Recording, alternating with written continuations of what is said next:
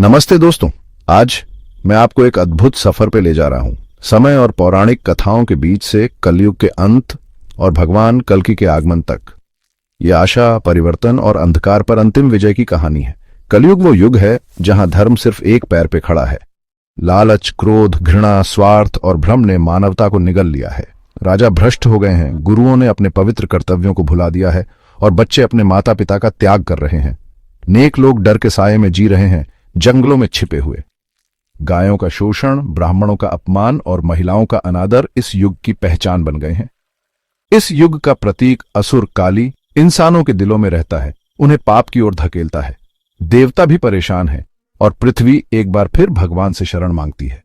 यहां आता है शंभाला गांव, उत्तर भारत में आशा की किरण।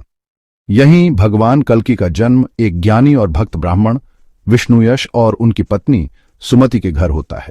उनके जन्म का क्षण दिव्य चमत्कारों से भरा है, दिव्य ध्वनियां और फूलों की वर्षा। ऋषि मुनि पहचान लेते हैं कि यह कोई साधारण बच्चा नहीं, बल्कि स्वयं नारायण का अवतार है। छोटी उम्र से ही कल्कि अद्वितीय बुद्धि, शक्ति और करुणा का प्रदर्शन करते हैं।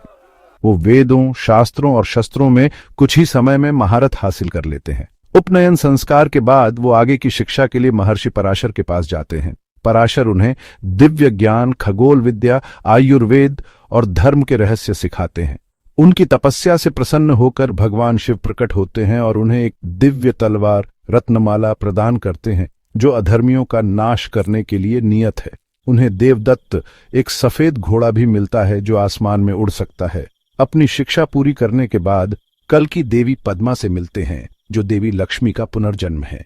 वो सौंदर्य, त्याग और भक्ति का प्रतीक है। उनका मिलन धर्म और शक्ति के संगम का प्रतीक है, जो बुराई को मिटाने के लिए तैयार है। महायुद्ध का समय आ गया है। देवदत्त पर सवार होकर कल्कि दुष्ट राजाओं, भ्रष्ट ब्राह्मणों, दुष्ट व्यापारियों और मूर्ख पंडितों के खिलाफ युद्ध छेड़ देते हैं।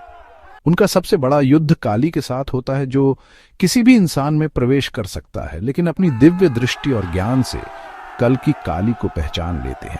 उनका युद्ध वर्षों तक चलता रहता है, जब तक कि रत्नमाला के एक दिव्य प्रहार से काली का अंत नहीं हो जाता।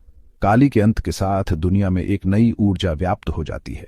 नदियां फिर से पवित्र हो जाती हैं, जानवर अपना डर खो देते हैं और मानवता धर्म और सत्य की ओर बढ़ती है। कल्कि समाज को वापस धर्म, न्याय, करुणा और भक्ति की ओर ले जाते हैं, एक नए सतयुग की शुरुआत का संकेत देते हुए। जब उनका काम पूरा हो जाता है, कल्कि हिमालय की ओर प्रस्थान करते हैं, ध्यान में लीन हो जाते हैं और अंततः विष्णु में विलीन हो जाते हैं। इस दिव्य यात्रा में मेरे साथ जुड़ने के लिए धन्यवाद। आइए हम अपने जीवन में थोड़ा और धर्म लाने का प्रयास करें। अगली बार तक अपना ध्यान रखें और प्रेरित रहें।